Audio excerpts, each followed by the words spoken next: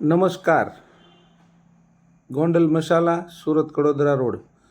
हम लाए हैं आपके लिए लहसुन का अचार, जिसके लिए लहसुन हम हाथ से छील के पूरा साफ करके रेडी करके और उसको नमक में 5-6 दिन देने के बाद रेडी करते हैं।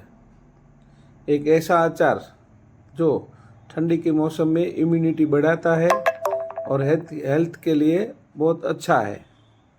उसके लिए हमने रोस्टेड किए हुए मसाले यूज किए हैं, जो हमने 23 सालों से जो हमारी मास्टरी है मसालों में, वो मसाला हमने इसमें रोस्ट करके डाला है और पूरा राई तेल में बनाया है, मस्टर्ड ऑयल में।